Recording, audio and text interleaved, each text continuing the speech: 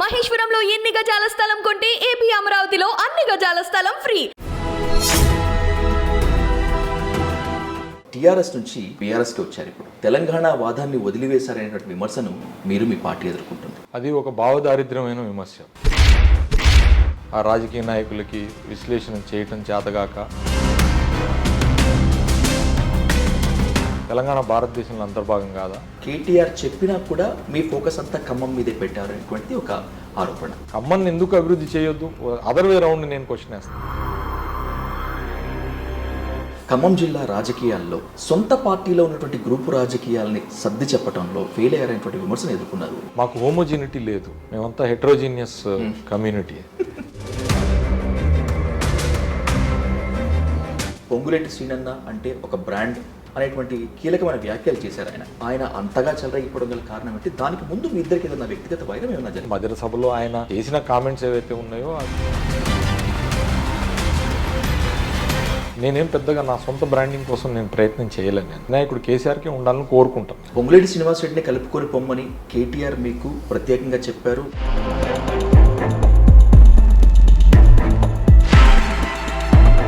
రాజకీయాలు ఎప్పుడు కూడా స్టాటిక్గా ఉండవంటారు, డైనమిక్గా ఉంటాయి. పొంగులేటి శ్రీనివాస్ రెడ్డిని సమన్వయం చేసుకోవడంలో ఖమ్మం జిల్లా పార్టీ విఫలమైందంటే ఏం చెప్తారు?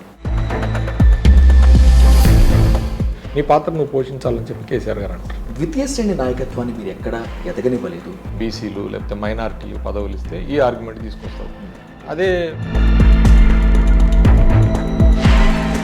మరి నేను ఇక్కడ తొక్కిపట్టింది ఎక్కడ, లేకపోతే వాళ్ళని అనగదొక్కింది ఎక్కడ? లేదు కదా. కూరాకుల నాగభూషయ్య గారి దగ్గర నుంచి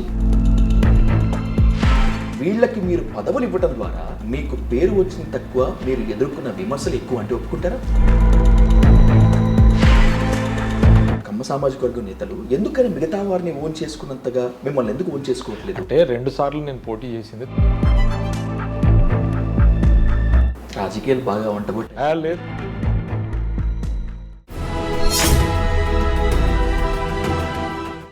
ఆయన ఎలా గెలుస్తారో చూద్దాం అనుకున్నారు కొందరు, ఎలా గెలుస్తారులే అని నొసలు చిట్లించారు మరికొందరు.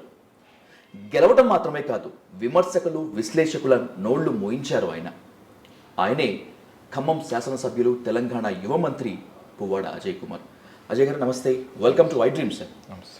సార్, టీఆర్ఎస్ నుంచి బీఆర్ఎస్కి వచ్చారు. ఇప్పుడు ఈ క్రమంలో తెలంగాణ వాదాన్ని వదిలివేశారనేటువంటి విమర్శను మీరు మీ పార్టీ ఎదుర్కొంటుంది. ఎలా ఆన్సర్ చేస్తారు? అది ఒక భావదారిద్ర్యమైన విమర్శ.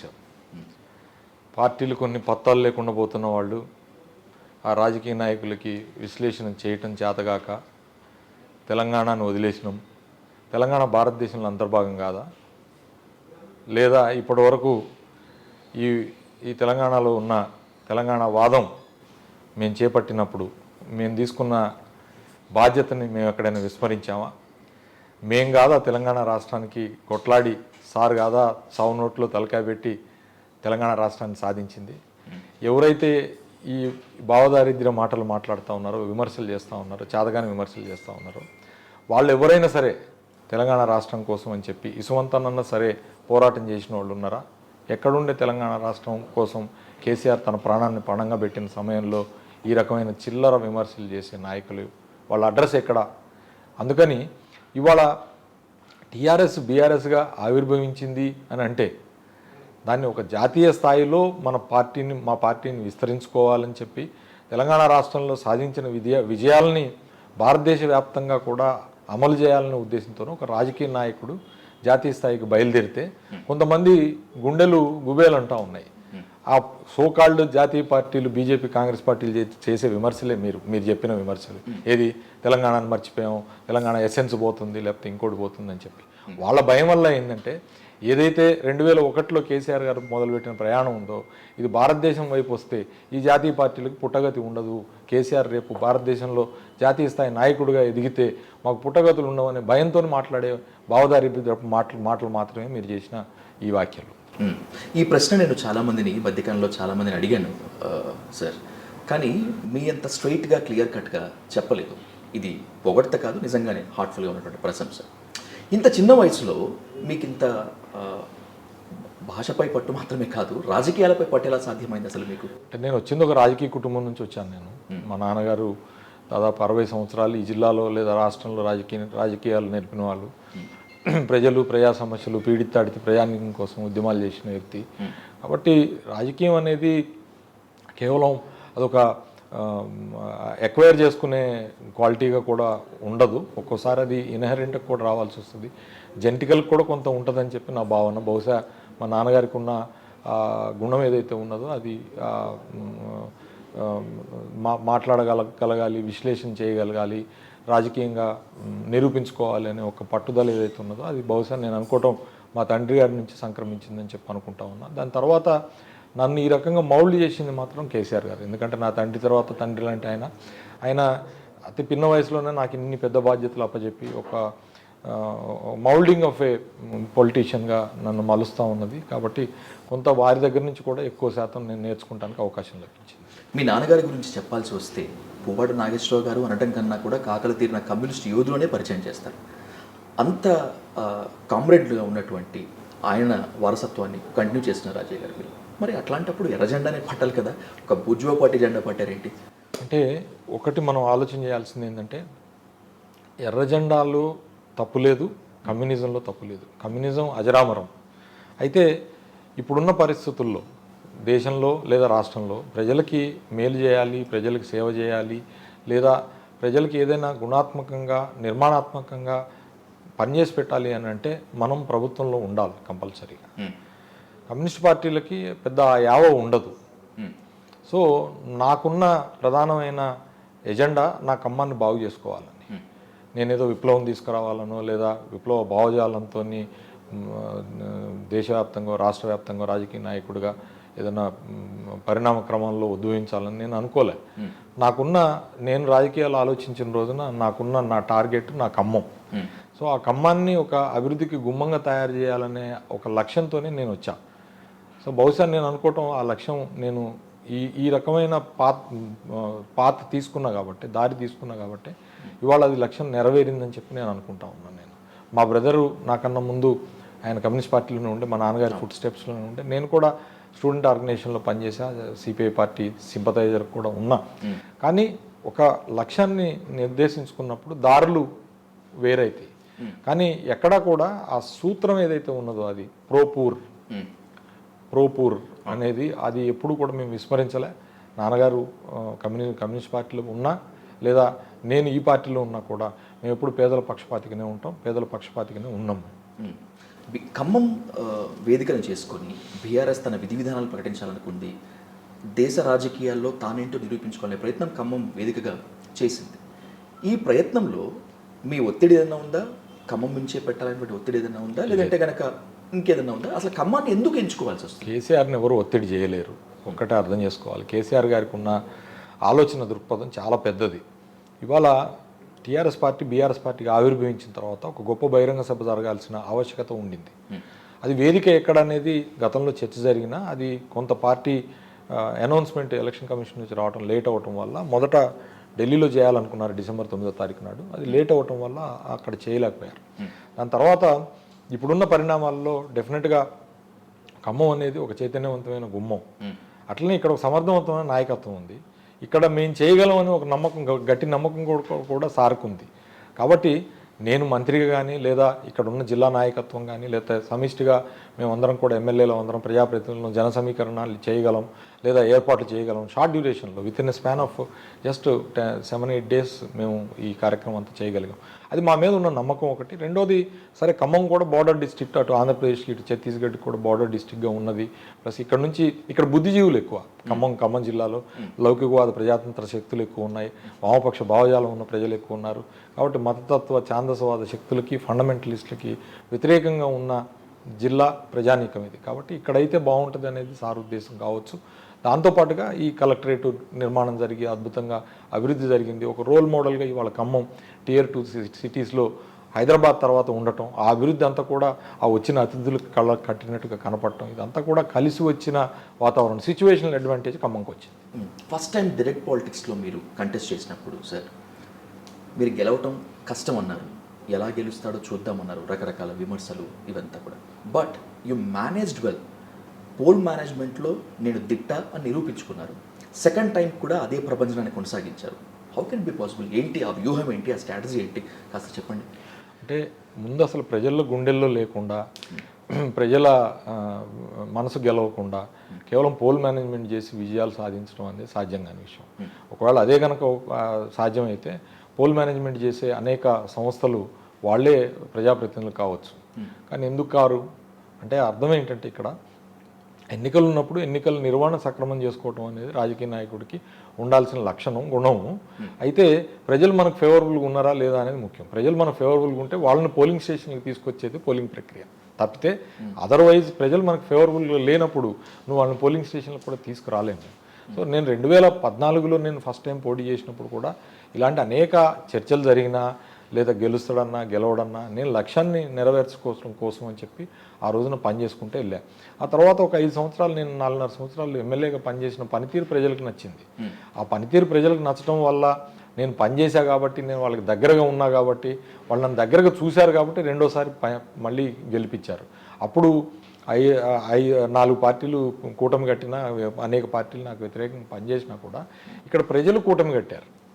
అక్కడ చూసుకోవాల్సింది మనం ఏంటంటే, ఖమ్మంలో ప్రజలందరూ కూటమి కట్టారు. ఆ కూటములకు అర్థం కాని ఏంటంటే, తెలియకుండానే ప్రజలు కూటమి కట్టారు. వాళ్ళు నాయనకాలు ఉన్నారు. అప్పుడు ఆ నాయనకాలు ఉండటం వల్ల ఆ విజయం సాధ్యమైంది. అందుకని ఈ విజయం ఎప్పుడైనా ప్రజల భాగస్వామ్యం లేకుండా కేవలం పోల్ మేనేజ్మెంట్తో విజయం సాధించానైతే నేనైతే అనుకుంటలేను. మీకు మంత్రి పదవి రావటం మీద 2 విమర్శలు, లేదంటే కనుక 2 వాదాలు ఉన్నాయి సార్. ఒకటి, మీకు మంత్రి పదవి 2 కోటాలో వచ్చింది. ఒకటి కేకే, కమ్మ అండ్ ఖమ్మం. రెండవది, కేటీఆర్కి అత్యంత సన్నిహితులు, కేసీఆర్ ఆశీస్సులు చాలా ఉన్నాయి కాబట్టే మంత్రి పదవి వచ్చింది అని చెప్పి ఇంకొక వాదన. ఈ 2 కాకుండా ఇంకోటి ఏదైనా ఉందా? అసలు మీకు మంత్రి పదవి రావటం అనుకున్నటువంటి కారణం ఏంటి అసలు? అంటే ఖమ్మం జిల్లాకైతే ఒక మంత్రి పదవి ఇవ్వాలి. ఖమ్మం జిల్లా నుంచి టీఆర్ఎస్ పార్టీ గెలిచిన ఒకే ఒక ఎమ్మెల్యేని కారు గుర్తు మీద నేనే. కాబట్టి ఆబ్వియస్గా ఆ రకంగా చూసినా, లేదా ఖమ్మం జిల్లాకు ప్రాతినిధ్యం వహించాల్సిన పరిస్థితి వచ్చినా కూడా మంత్రి పదవిగా నేను రెండోసారి గెలిచిన వాడిని. సో ఈ చర్చ 3 ఏళ్ల క్రితం జరిగింది. కానీ ఇప్పుడు ఆ చర్చలు ఏ కేటగిరీలో వచ్చింది, కేనా, కేటునా, కే3నా జరగట్లే.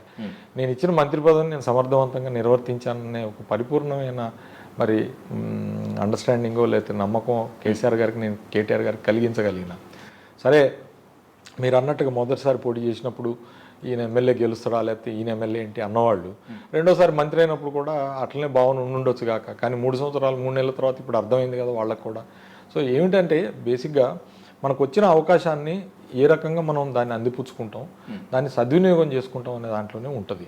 సో ఆ తర్వాత మన పనితీరు వల్లనే చాలామంది విమర్శకుల నోళ్ళు మూతపడతాయి. అది మనం చేసుకుంటూ వెళ్ళాలి. విమర్శ అనేది ఎప్పుడూ ఉంటుంది. అది సద్విమర్శ ఉండొచ్చు లేదా కువిమర్శ ఉండొచ్చు, కానీ దాన్ని మనం పాజిటివ్గా తీసుకుంటా ముందుకెళ్లాల్సిన అవసరం ఉంది. మొదటిసారి నేను ఎమ్మెల్యే అయినప్పుడు కొన్ని సందర్భాల్లో ఒక వామపక్ష పార్టీ నన్ను అమూల్ బేబీ అన్నది.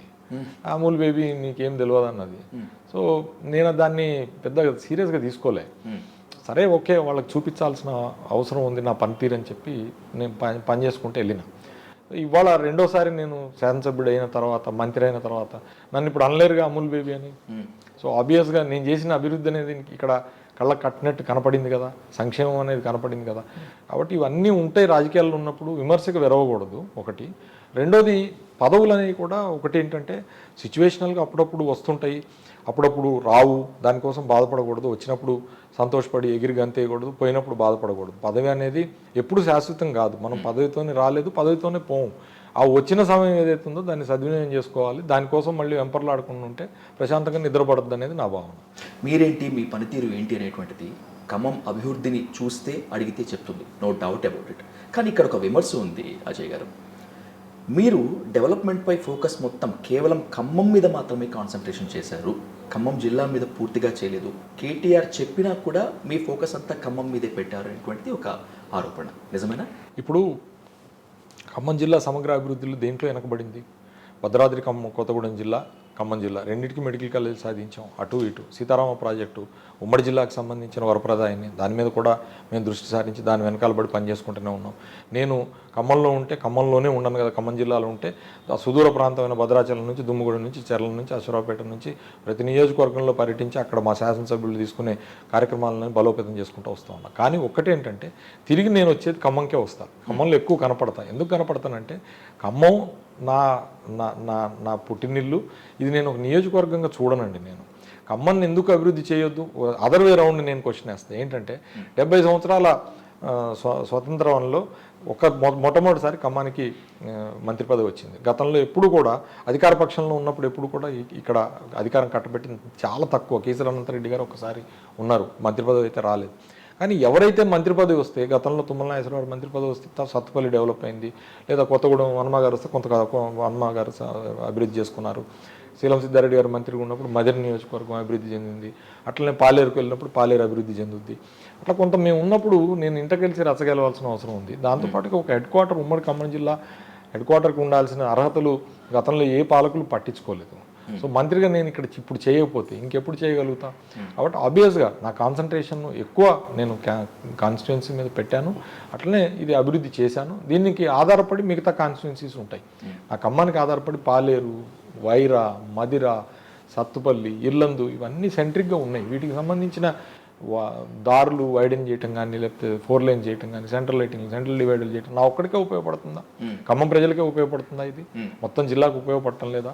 ఒక హెడ్ క్వార్టరు ఇంత టియర్ టీ సిటీని తయారు చేసి ఒక ఐటీ హబ్ ఉంటాయి. ఐటీ హబ్ నా ఖమ్మంలో విద్యార్థులకి ఉద్యోగాలు వస్తున్నాయా? మిగతా వాళ్ళకి రావట్లేదా? సో విద్యా అవకాశాలు పెరుగుతున్నప్పుడు ఒక మెడికల్ కాలేజ్ స్థాపన చేస్తే ఇక్కడ ఓన్లీ ఖమ్మం పిల్లలే చదువుకుంటారా? ఖమ్మం జిల్లా ప్రజలందరూ వాళ్ళ పిల్లలందరూ వచ్చి చదువుకోరాగా ప్రభుత్వ రంగంలో వైద్య కళాశాలలో? ఇట్లా ఆలోచన చేయాలా, బ్రాడ్గా ఆలోచన చేయాలా? బట్ ఒకటైతే ఉంది, నా నా నా గుండె ఖమ్మంలో ఉంది. ఇక్కడున్న ప్రజలు నా ఓటర్లు గారు, వాళ్ళ నా కుటుంబ సభ్యులు, వాళ్ళ కోసం నేను ఎంతైనా చేయాల్సిన అవసరం ఉంది. ఇంకా నేను పూర్తి చేశాను కూడా అనుకోవటం లేదు. ఇంకా చేయాల్సింది కూడా చాలా ఉంది. కాబట్టి ఎవరు ఏమనుకున్నా ఖమ్మం జిల్లా సమగ్ర అభివృద్ధితో పాటుగా ఖమ్మాన్ని కూడా కొంత ఎక్కువ చేసి చూపించాల్సిన బాధ్యత నా మీద ఉంది. ఖమ్మం జిల్లా రాజకీయాల్లో, ఖమ్మం జిల్లా అభివృద్ధిలో మీది విస్మరించలేని పాత్ర ఖచ్చితంగా చెరగని ముద్రే. అలాంటి మీరు సొంత పార్టీలో ఉన్నటువంటి గ్రూపు రాజకీయాలని సర్ది చెప్పడంలో, నాయకులందరినీ ఒక తాటి మీదకి తీసుకొని రావడంలో ఫెయిల్ అయ్యారనేటువంటి విమర్శను ఎదుర్కొన్నారు సార్. అంటే ఇప్పుడు మా పార్టీలో ఉన్న నాయకత్వం అంతా కూడా వివిధ పార్టీల నుంచి వచ్చిన నాయకత్వం. మాకు హోమోజినిటీ లేదు. ఓకే, మేమంతా హెట్రోజీనియస్ కమ్యూనిటీ. సో కొంతమంది ఒక పార్టీ నుంచి వచ్చారు, కొంతమంది ఒక పార్టీ నుంచి వచ్చారు. తర్వాత 2018లో సరే అందరం కలిసి వేరే పార్టీల నుంచి వచ్చినా కూడా కలిసి పోటీ చేసాం టీఆర్ఎస్ మీద. సో దురదృష్టవశాత్తు 9 మంది ఓడిపోయారు. ఆ 9 మంది దగ్గర మళ్ళీ వేరే వాళ్ళు వచ్చి చేరారు. సో వాళ్ళు వేరే పార్టీల నుంచి వచ్చారు. సో ఆ ఉన్న వాళ్ళకి వేరే ఆకాంక్ష ఉంటుంది, వీళ్ళకి వేరే ఆకాంక్ష ఉంటుంది. కాబట్టి ఇవన్నీ సర్ది చెప్పాల్సిన బాధ్యత కేసీఆర్ గారు పెద్దగా ఆయన తీసుకున్నారు. నా పరిస్థితి ఏంటంటే నేను వాళ్ళకి ట్రబుల్ క్రియేట్ చేయకుండా ఉండాలి. నేను మళ్ళీ ఒక గ్రూప్ పెట్టి నేను కూడా ప్రతి దగ్గర పోయి గ్రూపిజం చేసి నా ఎమ్మెల్యేలను కానీ లేదా నా నాయకుల్ని కానీ ఇబ్బంది పెట్టే పని నేను చేయకూడదు. అయితే ఇకపోతే ఇక్కడున్న నాయకత్వం కానీ లేకపోతే ఇతర నాయకులు కానీ వాళ్ళు కూడా కొంత స్టేచర్ పెద్దవాళ్ళు కాబట్టి సో వాళ్ళని సమన్వయం చేసే బాధ్యతని రాష్ట్ర నాయకత్వం అగ్రనేతలే తీసుకున్నారు. సో నేను చెప్పిన మేరకు నేను సెట్ చేయగలుగుతాం. వచ్చిన ఎన్నికలు వచ్చినప్పుడు అందరినీ కలిసి పనిచేయించగలిగాం, అన్ని విజయాలు సాధించగలిగాం. ఆ మేర కోఆర్డినేషన్ సాధించాక ఏ ఎన్నికల్లో కూడా మాకు అసలు 2018లో నేను ఒక్కడనే గెలిచిన, అక్కడ నుంచి మొదలుపెట్టి దాని తర్వాత సర్పంచ్ ఎన్నికలు కానీ లేకపోతే ఎంపీ ఎలక్షన్స్ కానీ లేకపోతే జెడ్పీ ఎలక్షన్స్ కానీ సింగిల్ విండో డీసీసీబీ ఎన్నికలు కానీ 5 మున్సిపాలిటీలు కానీ దాని తర్వాత జరిగిన మున్సిపల్ కార్పొరేషన్ ఎన్నికలు దాని తర్వాత జరిగిన పల్లారాజేశ్వర రెడ్డి గారి తాతమ్మది గారి స్థానిక సంస్థల ఎన్నికలతో సహా ఏ ఎన్నికల్లో కూడా మేము అప్రతిహతమైన విజయాలు సాధించాం తప్పితే ఎక్కడా పరాజయం పొందలేదు. సో అంటే అదంతా కూడా కోఆర్డినేషన్ వల్లనే సాధ్యమైంది కదా. అందుకని ఈ జిల్లాలో పార్టీ సాధించిన విజయాలను చూడాలి.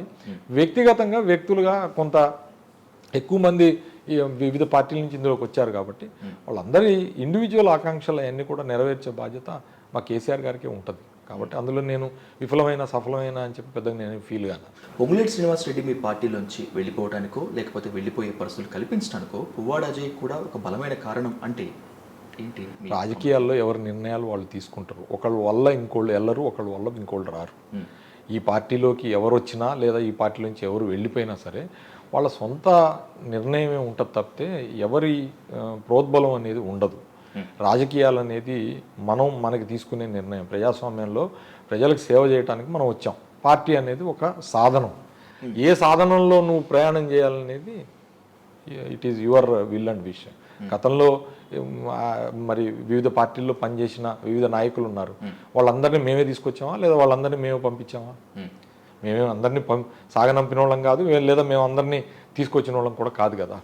అందుకని చెప్పి ఎవరి అవసరాల దృష్ట్యా వాళ్ళు వాళ్ళ పార్టీలు ఉన్న పార్టీలలో అడ్జస్ట్ అవ్వటమా, అకామిడేట్ కావటమా, లేకపోతే వివిధ పార్టీల్లో అవకాశాలు చూసుకోవటం ఉంటుంది తప్పితే ఒకళ్ళ వల్ల పోవటం ఒకళ్ళ వల్ల రావటం అనేది ఉండదు.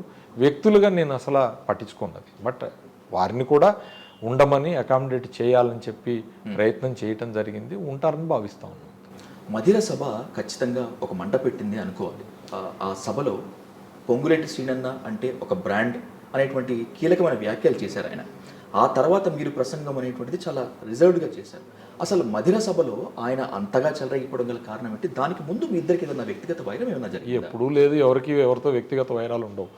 నేను బిలీవ్ చేసే ఒక ఫిలాసఫీ ఏంటంటే రాజకీయాల్లో శాశ్వత మిత్రులు ఉండరు, శాశ్వత శత్రువులు ఉండరు అని ఒక సామెత ఉన్నది. కాబట్టి రాజకీయాల్లో శాశ్వత మిత్రత్వం, శాశ్వత శత్రుత్వం అనేది ఎవరు పెట్టుకోకూడదు, ఎవరికి ఉండదు. సరే, మధిర సభలో ఆయన చేసిన కామెంట్స్ ఏవైతే ఉన్నాయో అవి ఆయన వ్యక్తిగతం. దాని మీద నేను ఎప్పుడు బయట మాట్లాడలేదు, లేదా ఎవరికి వ్యతిరేకంగా కూడా నేను ఏం మాట్లాడలేదు. జనరల్గా మీరు చూసుంటారు, నేను రాజకీయాల్లోకి వచ్చిన తర్వాత కూడా నేను వ్యక్తిగతంగా నేను ఎవరిని దూషణ చేయను. నేను పర్సనల్ విమర్శ చేయడం నాకు ఇష్టం ఉండదు. కాకపోతే ఏంటంటే ప్రతి ఒక్కళ్ళు పార్టీకి అసెట్గా ఉండాలని చెప్పి కోరుకుంటాను నేను. నా బలం పార్టీకి ఉపయోగపడాలి, నా కరిష్మా ఉంటే అది పార్టీకి ఉపయోగపడాలి. సో మనం ఏదున్నా కూడా కేసీఆర్కు ఉన్నంత కరిష్మా మనకు ఉండదు కదా. కేసీఆర్ గారు టవరింగ్ లెజెండరీ లీడర్. సో ఆయన నీడలో మనం ముందుకు పోవాలి. నా ఆలోచన అట్లా ఉంటుంది. సో అందుకని చెప్పి నేనేం పెద్దగా నా సొంత బ్రాండింగ్ కోసం నేను ప్రయత్నం చేయలేను. నేను చేయకూడదు కూడా, అది అవసరం లేదు. ఎక్కడ ఉండాలంటే మనకు అవకాశం వచ్చినప్పుడు మన పాత్ర మనం పోషించేటప్పుడు మనం చేసిన అభివృద్ధి మన బ్రాండ్ ఉంటుంది. అంతేగాని వ్యక్తిగతంగా ఆ బ్రాండింగ్ అనేది అది మా అధినాయకుడు కేసీఆర్కే ఉండాలని కోరుకుంటాం. పొంగులేటి శ్రీనివాసరెడ్డిని కలుపుకొని పొమ్మని కేటీఆర్ మీకు ప్రత్యేకంగా చెప్పారు. మీరు కూడా మీ శక్తికి మించి ప్రయత్నించారు. అయినా కూడా మధిర సభలో అది మొత్తం అంతా కూడా బూమ్రాంగ్ అయింది అనేటువంటిది ఒక వాదన ఉంది. నిజమేనా? నాకు తెలిసి అది కాకపోవచ్చు. ఎందుకంటే అయిన తర్వాత కూడా ఇక్కడికి వచ్చి కేటీఆర్ గారు వచ్చారు, ఖమ్మం వచ్చారు, వారి ఇంటికి వెళ్ళాం, మేము అందరం భోంచేసాం, అంతా కూడా బాగా జరుగుద్ది అనుకున్నాం. తప్పకుండా ఆయనకు కూడా ఒక మంచి అవకాశం కల్పించాలని చెప్పి కేటీఆర్ గారు ప్రయత్నం చేశారు. But politics are dynamic, right? రాజకీయాలు ఎప్పుడు కూడా స్టాటిక్గా ఉండవు అంటారు, డైనమిక్గా ఉంటాయి. సో అది చేంజెస్ జరుగుతున్నప్పుడు మనం వాటిని చూడాలా, వాటిని అనుభవించాలి, అంతే. That's it. ఒక ప్రశ్నకి మీరు సమాధానం చెప్తే ఖచ్చితంగా అందరికీ అర్థమవుతుందని చెప్పి అనుకుని అడుగుతున్నాను సార్. పొంగులేటి శ్రీనివాసరెడ్డి పార్టీలో ఉన్న నేతల్ని అర్థం చేసుకోలేకపోయారా? పొంగులేటి శ్రీనివాసరెడ్డిని సమన్వయం చేసుకోవడంలో ఖమ్మం జిల్లా పార్టీ విఫలమైందా అంటే ఏం చెప్తారు? మా పార్టీ అనేది వ్యక్తుల మీద ఆధారపడింది కాదు. ఇది కేసీఆర్ మీద ఆధారపడింది.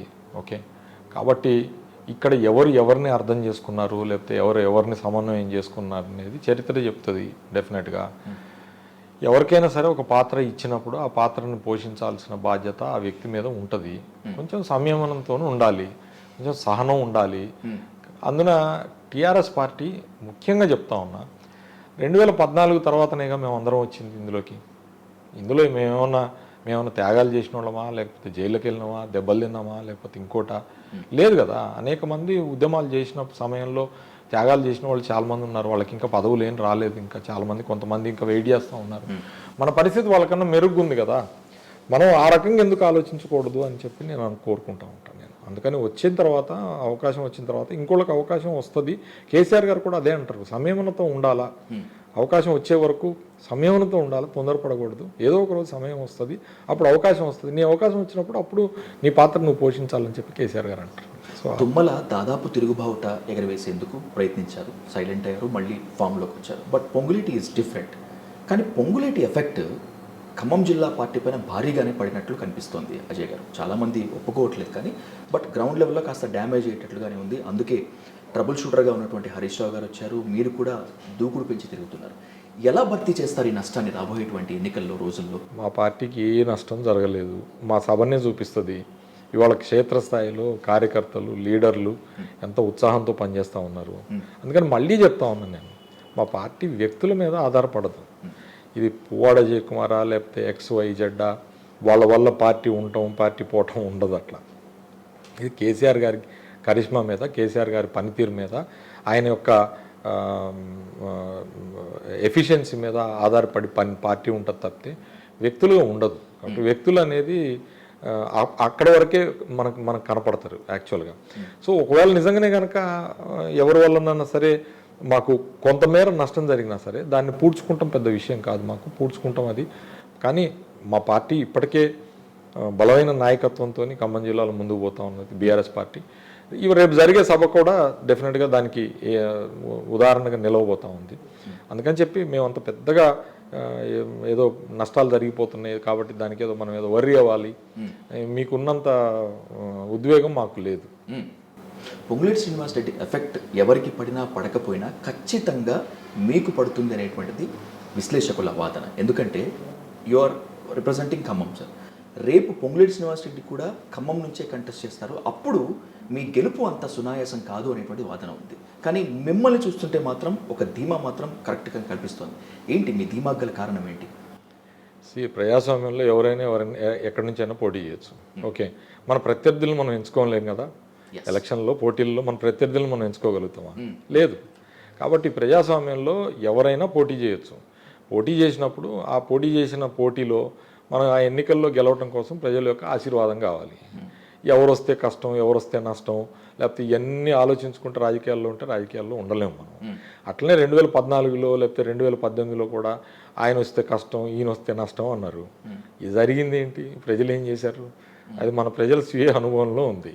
కాబట్టి నేను టార్గెట్ ఎలక్షన్ పెట్టుకుంటా, కానీ టార్గెట్ ఎలక్షన్లో ఎవరు పోటీ చేస్తున్నారు నేను సచ్చినా పెట్టుకున్నాను అసలు. కాబట్టి నాకు ఎవరు వస్తారనేది ముఖ్యం కాదు, ఎన్నిక ఎప్పుడు వస్తుంది అనేది ఎదురు చూస్తాను అంతే. ఎన్నికలో ఎవరు వస్తారనేది ఎదురు చూడాలి. రానున్న రోజుల్లో ఖమ్మం కిల్లాపై కాషాయ జెండా ఎగరేస్తామనేటువంటి నినాదం బాగా వినిపిస్తుంది. సాధ్యమేనా సార్? కిల్లానే మీకు తెలుసు, కిల్లా మీద కాషాయం ఎట్లా ఎగురుతుంది అసలుకి.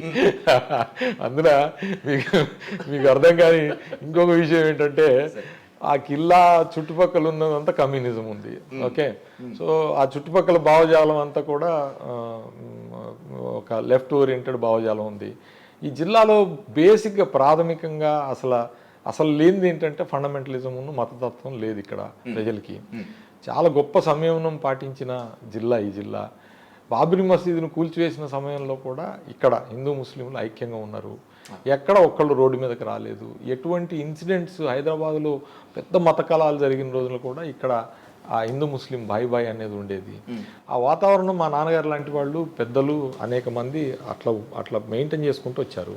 సో ఇక్కడ కాషాయ జెండాలు లేకపోతే మతతత్వ పార్టీలకి ఖమ్మంలో కానీ ఖమ్మం జిల్లాలో కానీ అవకాశం ఉందని ఎవరైనా ఆలోచించుకుంటే అది ఆత్మహత్య సదృశ్యం అయిద్దని హరీష్ రావు గారు నిన్న మొన్న ఇవాళ చెప్తా వచ్చారు. అది 100% కరెక్ట్. అంటే ఇప్పటి వరకు మీరు హరీష్ రావు గారితో కలిసి పనిచేసిన మాట వాస్తవమే, కానీ ఇప్పుడు చాలా దగ్గరగా అంటే ఖమ్మం సభతోటి ఏంటి ఎట్లా కేటీఆర్ అత్యంత సన్నిహితులు అండ్ బైసభ ఇప్పుడు బాగా దగ్గరగా చూశారు. హరీష్ రావు గారు చాలా వర్కహాలిక్, అంటే చాలా హార్డ్ వర్కర్. బహుశా నేను అనుకోవటం రాజకీయ నాయకుల్లో చాలా కొద్ది మంది అట్లుంటారు. రోజుకి 18 గంటలు పనిచేసే ఒక ఎనర్జెటిక్ లీడర్ ఆయన చూసి చాలా నేర్చుకోవాలి. ఈ వారం రోజుల్లోనే చాలా నేర్చుకున్నాం.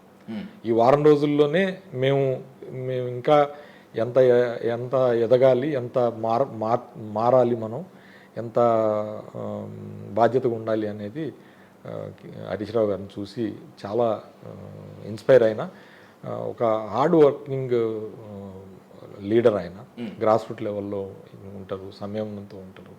ప్లస్ ఒక టార్గెట్ ఇస్తే దాన్ని అచీవ్ చేయడం కోసం ఆయన కష్టపడే తత్వం అయితే మాత్రం చాలా అమేజింగ్ అనమాట. అది ఈ బీఆర్ఎస్ బహిరంగ సభలో ఆయనతో పాటు కలిసి పనిచేసే ఒక అవకాశం లభించడం ద్వారా మాకు కూడా ఒక ఎక్స్పీరియన్స్ లాంటిది. సార్ ఏం చేస్తారంటే నెక్స్ట్ జనరేషన్ లీడర్స్ని తయారు చేసేటప్పుడు ఇది తర్ఫీదు కార్యక్రమం. మాకు కేసీఆర్ గారు ఎమ్మట 2001 నుంచి హరీష్ రావు గారు ఉన్నారు, అనేక సభలు నిర్వహించారు.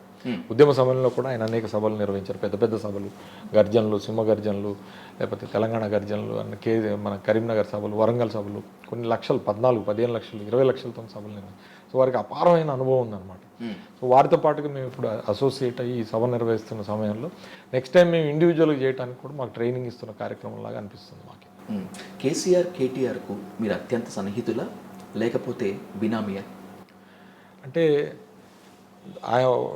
మీ మీ క్వశ్చన్లో బినామీకి అర్థం నాకు అర్థం కాలేదు. బినామీ వాళ్ళ ఆస్తులకు, ఆదాయానికి మించిన ఆస్తులకి మీరు బినామీ అని చెప్పి చాలా మంది అంటుంటారు. అందుకే మీరు కేటీఆర్ అత్యంత సన్నిహితులు అంటుంటారు. ఏంటి అసలు మీకు ఏమైనా కనపడినాయా ఎక్కడైనా ఆస్తులు మీకు అట్లాంటి? నాకు కనిపిస్తే నేనే మరి అట్లాంటప్పుడు నేను బినామీ ముందు ఆస్తులు ఎక్కడ ఉన్నాయి ఎతకండి ముందు ఫస్ట్, దాని తర్వాత ఏమైనా బినామీ ఉంటే చూద్దాము. అది ఇవన్నీ కూడా ఏంటంటే అర్ధరహితమైన వాదన. ఒక వ్యక్తి, ఒక రాజకీయ నాయకుడు ఓ పార్టీకి సంబంధించిన అధినేతకి దగ్గరగా ఉంటే పడని వాళ్ళు లేదా జెల్స్తో ఉండేవాళ్ళు, అసూయతో ఉండేవాళ్ళు ఆ వ్యక్తిని ఆ నాయకుడి దగ్గర నుంచి దూరం చేయడం కోసం తయారు చేసే ఒక అపోహ లేదా అసత్య ప్రచారం ఇవన్నీ కూడా. అట్లాంటి గత 10 సంవత్సరాల నుంచి చేసినా కూడా కేటీఆర్ నుంచి నన్ను దూరం చేయగలిగారా? చేయలేకపోయారు కదా. మీరు అడిగిన ప్రశ్న బహుశా ఈ 6-7 ఏళ్లలో అనేక మంది అడిగారు, ఈ రాజకీయంలో అనేక మంది అడిగారు. ఒకళ్ళన్నా ఒక ఆస్తి ఎక్కడైనా చూపించి ఉంటే ఓ బినామీనో లేకపోతే సనామీనో లేకపోతే సునామీనో ఏదో ఒకటి చూపించాలి కదా. ఎక్కడ ఏమీ లేకుండా అదే పాత పాడింది పాటరా అని అన్నట్టుగా ఉంది తప్పితే, ఇప్పుడు వాళ్ళు నిజంగానే వాళ్ళకి అంత ఆశ ఉంటే వాళ్ళకి బంధువులు లేరా, లేకపోతే వాళ్ళకి మిత్రులు లేరా, లేకపోతే ఇంకోళ్ళు లేరా? నేనే ఎందుకు ఎంచుకోవాలి? క్వశ్చన్ ఈజ్, మేము పాలిటిక్స్లో ఉన్నప్పుడు మేము పొలిటికల్ అసోసియేట్స్గా ఉంటాం తప్పితే ఇట్లాంటి వాటికి వాళ్ళకి ఏదో మేము బినామీలు ఉంటాం అనేది పిచ్చి ప్రశ్న అది. ప్లస్ రెండోది, డెఫినెట్గా మా మా మా మీద వారికి ఆ నమ్మకం ఉంది కాబట్టి పార్టీకి ఒక ఆస్తిగా అసెట్గా మమ్మల్ని తయారు చేస్తాం. ఆ ఆస్తికి మాత్రం మేము రక్షకులు ఉంటాం. డెఫినెట్గా పార్టీ అనేది మాకు ఒక ఆస్తి. అంతే. ఆ పార్టీకి రక్షకులుగా ఉంచుకోవటం కోసం ఈ ప్రాంతానికి నేను ఒకవేళ పార్టీకి నామినినా బినామినినా అంటే ఒప్పుకుంటా, కానీ ఆస్తులు అంతస్తులకు మాత్రం అట్లా ఏమి ఉండవు మా పార్టీలో. ఒక లైన్ దాటరు మీరు, ఆవేశానికి ఎక్కువ లోను కారు, సహనం చాలా ఎక్కువ. ఇంత స్మితప్రజ్ఞత ఇంత చిన్న ఏజ్లో ఎలా సాధ్యమైంది సార్ అసలు మీకు? అంటే రాజకీయ నాయకుడిగా ఇమీడియట్గా రాదు అది, కానీ వస్తున్న బాధ్యతలు ఏం చేస్తాయంటే మనల్ని ఆ రకంగా మౌల్డ్ చేస్తూ ఉంటాయి. అందులో ఎక్కువ తర్ఫీదు మాకు మా లీడర్ కేసీఆర్ గారు ఇస్తూ ఉంటారు. ఈ విల్ బి కంటిన్యూస్లీ మౌల్డింగ్ అస్. అంటే ఎట్లా ఉండాలి, ఏం చేయాలి రాజకీయాల్లో ఉన్నప్పుడు, తర్వాత మా ఎమ్మెల్యే ఉన్నప్పుడు, తర్వాత ఎమ్మెల్యే నుంచి మంత్రి పదవి. ఇప్పుడు ఇంతమంది 88 మంది గెలిచామండి. 88 మందిలో కేవలం 18 మంది మాత్రం కేసీఆర్ గారు కాకుండా 17 మంది మాత్రం మంత్రులు అవ్వగలిగారు. అందులో నాకు అవకాశం వచ్చింది. ఒక లెజెండరీ లీడర్ కేసీఆర్ గారు లాంటి లెజెండరీ లీడర్ క్యాబినెట్లో మంత్రిగా ఉంటాం అంటే మామూలు విషయం కాదు కదా. ఒక ఉద్యమ నేత, రథసారథి, ఈ రాష్ట్రానికి 2 సార్లు ముఖ్యమంత్రి అయిన క్యాబినెట్లో ఉన్నప్పుడు నేను ఆ స్థితప్రజ్ఞత నేర్చుకోలేకపోయినా లేదా అది ప్రదర్శించలేకపోయినా కూడా అది నా ఫెయిల్యూర్ అవుతుంది. కాబట్టి ఆవేశం రాదా, కోపం రాదా, భావజాలం ఉండదా, లేకపోతే ఇంకోటి అంటే ఉంటాయి అవన్నీ. కాకపోతే వాటన్నిటిని కూడా అణుచుకోవాల్సిన అవసరం ఉంటుంది. కొంత పర్సనల్ లైఫ్ సాక్రిఫైస్ చేసి అయినా సరే మనం ఈ బాధ్యతలో ఉన్నప్పుడు ఆ గిరి దాటకుండా ఉండే స్థితప్రజ్ఞత చూపించాల్సిన అవసరం ఉంటుంది. మీ పొలిటికల్ కెరియర్ని ఫస్ట్లో చూసిన వాళ్ళందరూ కూడా తండ్రికి తగ్గ తనయుడు అన్నారు. ఇప్పుడు తండ్రిని మించబోయే తనయుడు అంటున్నారు. ఏంటి అసలు మీరు? తండ్రిని నేను ఎక్కడ మించగలుగుతా సార్? ఆయన నేను మించడం అనేది సాధ్యమయ్యే పని కాదు. కాకపోతే ఆయనకి రాని అవకాశాలు నాకు వచ్చినాయి. ఆయన ఎమ్మెల్యేగా ఉండగలిగారు కానీ అధికారంలో ఉండలేకపోయారు. కాకపోతే నేను అధికారంలో ఉండగలిగిన, మంత్రి కాగలిగిన. సో వాటి వల్ల కాన్స్టిట్యూషనల్ పోస్ట్గానే ఆయనకన్నా ఎక్కువ చేయగలిగిన తప్పితే, కానీ ప్రజా జీవితంలో నేను 10 ఏళ్ళే ఉన్నా, ఆయన 60 ఏళ్ళు ఉన్నారు. సో బహుశా నేను అనుకోవటం ఇప్పటికీ ఆయన ముందు నేను ఐఎమ్ స్మాల్ పర్సన్. అయితే ఒక్కటేంటంటే అప్పుడప్పుడు అనిపిస్తుంది, మా నాన్నగారు కూడా చాలా సంతృప్తి వ్యక్తం చేస్తారు, ఏంటంటే నీకు వచ్చిన అవకాశాన్ని బాగా పనిచేసి గుర్తింపు తెచ్చుకున్నావు, నా కొడుకుగా కూడా నాకు కొంచెం గర్వంగా ఫీల్ అయ్యే విధంగా కూడా చేసామన్నప్పుడు కొంచెం బాగా సంతృప్తి ఉంటుంది.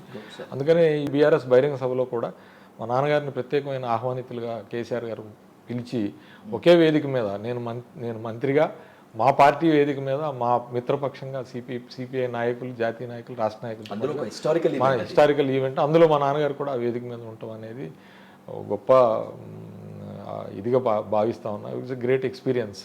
Definitely I'm blessed to be a son of Puvvada Nageshwara Rao, and I am blessed to be what you call adopted son of KCR garu. When coming to your leadership, Ajay garu, కొన్ని విమర్శలు, serious విమర్శలు ఎదుర్కొంటున్నారు మీరు. ద్వితీయ శ్రేణి నాయకత్వాన్ని మీరు ఎక్కడ ఎదగనివ్వలేదు, వారు ఎదిగితే మళ్ళీ ప్యారలల్గా మీకు తయారవుతారు అనేటువంటి దాంతో మీరు ఎక్కడ కూడా ఎదగనివ్వలేదు అనేటువంటిది ఉంది. ఒప్పుకుంటారా దీన్ని మీరు? మా కాన్స్టిట్యున్సీలో నేను తయారు చేసినంత మంది లీడర్లను ఎవరు తయారు చేయగలిగారు? నేను ఇచ్చిన పదవులు ఎవరు ఇవ్వగలిగారు? నేను తయారు చేసిన మంది లీడర్లు కానీ నేను ఇచ్చిన పదవులు కానీ నా కాన్స్టిట్యున్సీలో ఎవరు ఇవ్వలేకపోయారు. అయితే ఒకటేంటంటే, నేను నా జీవితకాలం నేను ఎమ్మెల్యేగా ఉన్నాను. బహుశా నేను అనుకోవటం 3 సంవత్సరాలు 3 సార్లు కన్నా ఎక్కువ కూడా చేయలేము ఈ పని. నా భావన ఏంటంటే, కంటిన్యూస్గా ఇదే పదవిలో ఉండాలనే వాడికి ఆ వర్రీ ఉంటుంది. నాకు ఆ వర్రీ లేదు కాబట్టి ఎవరైనా ఎదిగే వాళ్ళు ఉంటే వాళ్ళకి అవకాశం ఇవ్వడానికి కూడా నేను సిద్ధంగా ఉన్నా. పాలిటిక్స్లో మన తర్వాత నెక్స్ట్ వాళ్ళని రాజకీయాల్లో పార్టీలో తయారు చేసుకోవాలి. సో మా కుటుంబంలో అయితే ఎవరు లేరు, నా చుట్టుపక్కల ఎవరు లేరు కదా. కాబట్టి ద్వితీయ శ్రేణి నాయకత్వం నా నియోజకవర్గంలో ఉన్న వాళ్ళందరూ నా పార్టీ శ్రేణిలో ఉన్నారుగా. సో వాళ్ళందరికీ పదవులు ఇచ్చాగా, ఏదో పదవుల్లో ఉన్నారుగా. మరి నేను ఇక్కడ తొక్కిపట్టింది ఎక్కడ, లేకపోతే వాళ్ళని అనగదొక్కింది ఎక్కడ? లేదు కదా. But at the same time నేనున్న స్టేచర్లో వాళ్ళు ఉండలేరు కదా. నేను ఎమ్మెల్యే మంత్రిగా ఉన్నా, అదే స్టేచర్లో అందరూ ఉండలేరు కదా. అయినా సరే నా నియోజకవర్గం నుంచి ప్రాతినిధ్యం వహిస్తున్న కూరాకుల నాగభూషయ్య గారు DCCB చైర్మన్ అయ్యారు. అదే నా నియోజకవర్గం నుంచి ప్రాతినిధ్యం వహిస్తున్న బొత్స విజయకుమార్ సుడా చైర్మన్ అయ్యాడు. అదే నా నియోజకవర్గంలో సోదరిమణి బ్రహ్మాండంగి వాళ్ళ మేయర్గా మరి బాధ్యతలు నిర్వహిస్తూ ఉన్నారు. ఇంకెవరికైనా అవకాశాలు వస్తే కూడా వాళ్ళకు కూడా ఇవ్వడానికి నేను సిద్ధంగా ఉన్నా. ప్రత్యేకించి అందరూ బాగుండాలని కోరుకునేవాడిని. అందులో బడుగు బలహీన వర్గాలకి ఎక్కువ అవకాశం ఇవ్వడానికి ప్రయత్నం చేస్తాను. మీరు చెప్పిన దాని ప్రకారమే మీరు ఖచ్చితంగా పదవులు ఇచ్చారు. మీ మాటల్లోనే చూసుకుంటే కూరాకుల నాగభూషయ్య గారి దగ్గర నుంచి విజయ్ కుమార్ వరకు, నిన్నటి మొంట వరకు మార్కెట్ కమిటీ చైర్మన్ శ్వేత వరకు, వీళ్ళెవరూ జనాకర్షణ ఉన్నటువంటి నేతలు కాదు. వీళ్ళకి మీరు పదవులు ఇవ్వటం ద్వారా మీకు పేరు వచ్చింది తక్కువ, మీరు ఎదుర్కొన్న విమర్శలు ఎక్కువ అంటే ఒప్పుకుంటారా? అంటే బలహీన వర్గాలకు పదవులు ఇస్తే మాత్రం ఇట్లాంటి ఆర్గ్యుమెంట్ తీసుకొస్తారు, రైట్? బీసీలు లేకపోతే మైనారిటీలు పదవులు ఇస్తే ఈ ఆర్గ్యుమెంట్ తీసుకొస్తారు, ప్రజాకర్షణ లేని నాయకులు అంటారు. అదే ఓసీల్లో ఇస్తే మాత్రం ప్రజాకర్షణ ఉందంటారు. అంటే బీసీలు, ఎస్సీలు, ఎస్టీలు, మైనారిటీలకి ప్రజాకర్షణ ఉండదా? లేదా వాళ్ళని తయారు చేసుకోవద్దా? మనం చేసుకోవాలి కదా. అట్లని చెప్పి ఏమన్నా తక్కువ అన్యాయం ఎవరికైనా ఏమన్నా అన్యాయం జరిగిందా? ఈ జిల్లాలో ఎంపీ, మంత్రి పదవి, తర్వాత లోక్సభ పార్టీ లీడరు, మేయరు, తర్వాత సీడ్ డెవలప్మెంట్ కార్పొరేషన్ చైర్మన్, తర్వాత DCMS chairman, DCCB vice chairman, 2 municipal చైర్మన్లు, 6 జెడ్పీటీసీలు, 6 సెంట్రల్ బ్యాంక్ డైరెక్టర్లు, ఎంపీపీలు, మండల పార్టీ అధ్యక్షులు, ఇంత పెద్ద ఎత్తున ఓసీలకు అవకాశం లభించింది కదా. మరి మిగతా వర్గాలను మనం కలుపుకోకపోతే ఒక్క వర్గం ఓట్లతోనే మనం గెలుస్తామా? సో మరి వీళ్ళందరూ మనకు వద్దా? అట్లని చెప్పి వాళ్ళు జనాకర్షణ లేకపోతే మనం జనాకర్షణ తీసుకురాలేము. వాళ్ళని పదవి వస్తే ఆటోమేటిక్గా వస్తుంది, ఎందుకు రాదు? ఒక్కోసారి ప్రతి ఒక్కడు కూడా బార్న్ లీడర్ ఉంటాడా? తయారు చేసుకుంటాం. నేనేమన్నా బార్న్ లీడర్నా?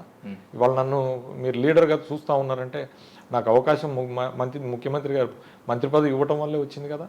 సో అందుకని ఇవన్నీ కూడా మనం ఏంటంటే అవకాశం ఇచ్చేటప్పుడు బిగ్ హార్ట్తో ఉండాలి తప్పితే వాళ్ళందరినీ ఏదో జనాకర్షణ లేని వాళ్ళని పదవులు ఇస్తున్నాం, దానివల్ల విమర్శలు ఎదుర్కొంటాం అంటే ఒక పదవి ఇచ్చినప్పుడు 10 మంది డిసాటిస్ఫై అవుతారు. అట్లని చెప్పి ఇవ్వకుండా ఉండలేస్తామా? ఇవ్వాలి కదా. సో నేను ఇప్పుడు అధికారంలో లేనప్పుడు అసలు నాకు పదవులు ఇచ్చే అవకాశం కూడా రాదు కదా. నేను అధికారంలో ఉన్నప్పుడు ఆ అధికారాన్ని, ఆ రాజ్యాధికారాన్ని నలుగురికి పంచాలి కదా. ఆ నలుగురిలో బలహీన వర్గాలు ఉంటే నష్టం ఏంటి అంటున్నా. రాజకీయాలు బాగా ఉండబట్టి లేదు, నేను చెప్పిన విశ్లేషణ తప్ప చెప్పండి.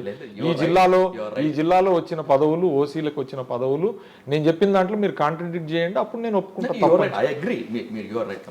కానీ ఇది కాస్త ఇబ్బందికరమైనటువంటి ప్రశ్న, కానీ అడక్క తప్పట్లేదు అజయ్ గారు.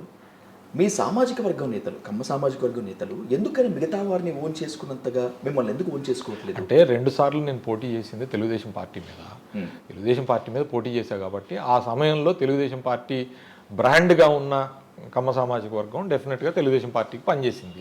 అందులో తప్పు ఎట్లా పడతాం? తప్పు పట్టం కదా. నేను 2014, 2018 2 సార్లు తెలుగుదేశం పార్టీ మీద పోటీ, నా ప్రత్యర్థి అప్పుడు తెలుగుదేశం పార్టీని. 2 సార్లు కూడా పోటీ చేసింది కూడా కొంచెం టవరింగ్ పర్సనాలిటీస్, తెలుగుదేశం పార్టీలో పెద్ద నాయకులు ఉన్నవాళ్ళు, తుమ్మల నాగేశ్వరరావు, నామా నాగేశ్వరరావు గారు. కాబట్టి ఆ సామాజిక వర్గం అప్పుడు పనిచేసి ఉండొచ్చు. ఈసారి తప్పకుండా నా కోసం పనిచేస్తుందని భావిస్తున్నాను. రాబోయేటువంటి సార్వత్రిక ఎన్నికలు మీరు మంత్రిగా బాధ్యతలు చేపట్టిన తర్వాత ఫేస్ చేసేటువంటి ఫస్ట్ ఎలక్షన్స్ అనమాట.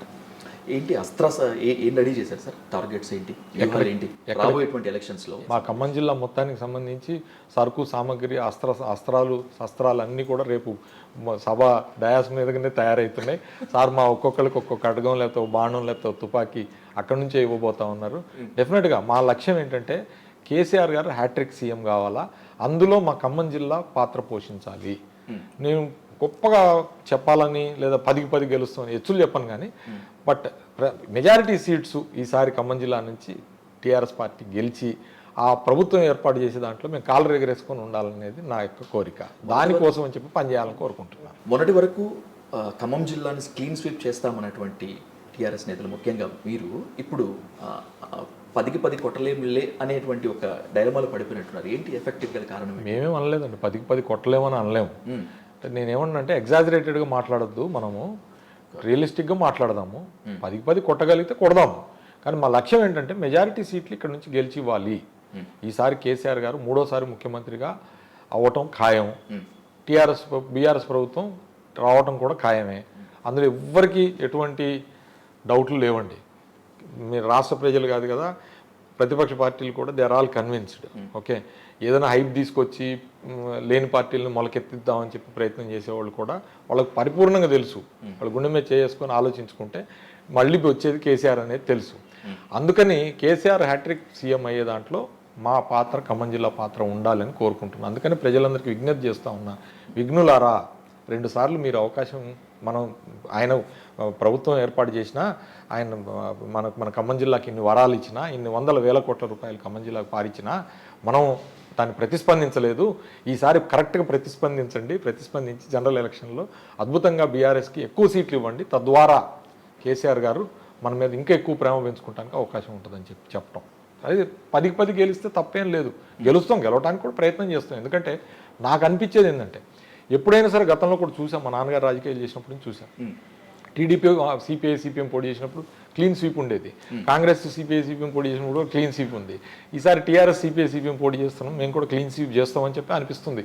సరే, ఎక్కడైనా ఒకటేరా మా తప్పులు ఉంటే తప్పితే, otherwise we're very confident that Khammam district ఈసారి బీఆర్ఎస్ అత్యధిక స్థానాలు గెలుచుకొని మనం 3వ ప్రభుత్వం ఏర్పాటు చేయడానికి మా కాంట్రిబ్యూషన్ ఉంటుందని నాకు బలమైన నమ్మకం. సిపిఐ సిపిఎంతో జతకట్టడం దాదాపు ఖాయమైనట్టు తేలిపోతుంది సార్. మిగతా రాజకీయాల్లో కన్నా ఖమ్మం జిల్లా రాజకీయాల్లో ఈ ప్రభావం ఎక్కువగా ఉంటుంది. అసలు ఈ పొత్తుల పొదరిలో కలిసి నడక అయ్యే పనేనా?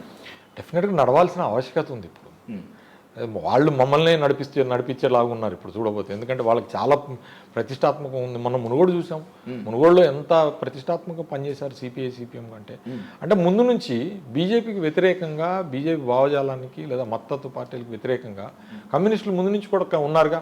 వాళ్ళు 2 ఎంపీలు ఉన్న సమయంలో కూడా బీజేపీని వ్యతిరేకించింది కమ్యూనిస్ట్ పార్టీలు జాతీయ స్థాయిలో. సరే, జరిగిన పరిణామాల దృష్ట్యా కాంగ్రెస్ పార్టీ జాతీయ స్థాయిలో సరైన పాత్ర పోషించలేక, ప్రధాన ప్రతిపక్ష పాత్రలు పోషించలేక, లేదా వాళ్ళ అధికారంలో ఉన్నప్పుడు బీజేపీ బలోపేతం అవుతూ ఉంటే కూడా చూస్తూ ఊరుకుండి ఉండటం వల్ల, తద్వారా వామపక్ష పార్టీలు కూడా క్రమేణా బలహీనం అవటం వల్ల బీజేపీ బలపడింది. కానీ అప్పటి నుంచి ఇప్పటి వరకు కూడా ఈ విషయంలో విజిల్ బ్లోయర్గా ఉన్నదైతే కమ్యూనిస్ట్ పార్టీలే కదా. కాబట్టి వాళ్ళు ఇప్పుడున్న పరిస్థితుల్లో బీజేపీ బలోపేతం కాకూడదు, ఈ రాష్ట్రంలో కూడా బీజేపీ బలోపేతం కాకూడదు అనే ఒక ప్రధానమైన ఆకాంక్ష ఉన్నది కమ్యూనిస్ట్ పార్టీలకు ఉన్నది. వాళ్ళు మాతో చేరటం వల్ల తప్పకుండా ఖమ్మం జిల్లాలో మరింత బలం ఏర్పడుతుంది. వాళ్ళు cadre based party. So cadre based party, grass root లెవెల్లో మా క్యాడర్తో కలవటం వల్ల ఇంకా ఎక్కువ గట్టిగా మాకు ఓట్లు ఉన్నాయి, వాళ్ళకి ఓట్లు తక్కువ ఉంటాయి, క్యాడర్ గట్టిగా ఉంటారు. మాకు క్యాడర్ ఉంది, ఓట్లు ఉన్నాయి, 2 ఉన్నాయి. కాబట్టి ఆ వాళ్ళు మేము కలవటం వల్ల మొన్న మునుగోడులో ఏ రకంగానైతే అడ్వాంటేజ్ వచ్చిందో, ఆ అడ్వాంటేజ్ ఖమ్మం డిస్ట్రిక్ట్లో ఆల్మోస్ట్ 8-9 కాన్స్టిట్యున్సీస్లో వస్తుంది, 8-9 కాన్స్టిట్యున్సీస్లో వస్తుంది. కాబట్టి పొత్తులు సక్రమంగా ఉంటాయి, వాళ్ళని కూడా గౌరవప్రదంగా చూసుకుంటాం, వాళ్ళని కూడా చట్టసభల్లో చూస్తాం. మేము వాళ్ళందరి అన్ని చట్టసభల్లో కూడా అవకాశం ఇస్తామని చెప్పి కూడా కేసీఆర్ గారు చెప్తున్నారు. వాళ్ళకి కావాల్సింది ఏంటి? ప్రాతినిధ్యం కదా. అంటే ప్రజల గొంతుకే ఉండటం కోసం చట్టసభల్లో ప్రశ్నించాలి లేదా చట్టసభల్లో మాట్లాడాలి అని చెప్పి ప్రాతినిధ్యం కోసం వాళ్ళు ఆశిస్తారు, వాళ్ళ అధికారాన్ని ఆశించరు వాళ్ళు. సో ఆ రకమైన అవకాశాలను మా ద్వారా పొత్తులో ఉండటం ద్వారా వాళ్ళకి వస్తాయని చెప్పి కూడా మేము వాళ్ళకి హామీ ఇస్తా ఉన్నాం. ఖమ్మం జిల్లాలో కొన్ని సీట్ల మీద కమ్యూనిస్ట్ పార్టీల కన్ను ఉంది, ఇక్కడ నుంచి కంటెస్ట్ చేస్తే బాగుంటుందని వాళ్ళు కొంత అనుకున్నట్లుగా తెలుస్తుంది. ఒకవేళ వాళ్ళ పట్టు గనక మీ సిట్టింగులకు ఎసరు పెడితే త్యాగాలకు సిద్ధంగా ఉంటారా? ఎవరైనా సరే పరస్పరం అడ్జస్ట్ చేసుకోవాల్సిన అవసరం ఉంటుంది. పొత్తు అంటే అది పొత్తులో ఉన్న ఎసెన్సే అది. సో అందుకని ఆ విషయంలో నాకు తెలిసి మా అధినేత కేసీఆర్ గారు సరైన నిర్ణయం తీసుకుంటారు. గెలిచే దగ్గర పోటీ చేయాలి. బేసిక్గా ఏంటంటే గెలవాలి. మనం పోటీ చేసిన తర్వాత మనం ఎట్టి పరిస్థితుల్లో గెలవాలి. ఆ సీట్ మన పార్టీకి రావాలి. అది సిపిఐ అయినా సిపిఎం అయినా సరే టీఆర్ఎస్ అయినా సరే ఆ రకంగా మేము ప్లాన్ చేసుకుంటాం. ఆ రకంగా గెలిచే అవకాశం ఉన్న దగ్గర వాళ్ళకి అవకాశం ఇస్తాం. ఇక్కడైనా సరే ఖమ్మం జిల్లాలో టీఆర్ఎస్లో ఉన్నటువంటి నేతలు తలాధారినో కాకుండా ఒకటే స్ట్రైట్ లైన్ మీద నడుస్తారనేటువంటి ఆశ పెట్టుకోవచ్చా ప్రజలు ఎవరైనా కూడా? నడుస్తాం, తప్పకుండా నడవాల్సిన అవసరం ఉన్నప్పుడు నడుస్తాం. ఎందుకంటే మళ్ళీ మీకు చెప్తున్నాను, నేను రాజకీయాల్లో శాశ్వత శత్రువులు శాశ్వత మిత్రులు ఉండరు. అట్లనే రాజకీయాల్లో హత్యలు ఉండవు, ఆత్మహత్యలే ఉంటాయి. కాబట్టి మనం వేసే అడుగు, మనం చేసే నిర్ణయమే మన యొక్క ప్రతిభకి లేదా ఫ్యూచర్కి అద్దం పడుతుంది. కాబట్టి ఎవరైనా సరే ఈ సమయంలో మాత్రం కలిసి నడవాల్సిన సమయమే ఆసన్నమైంది.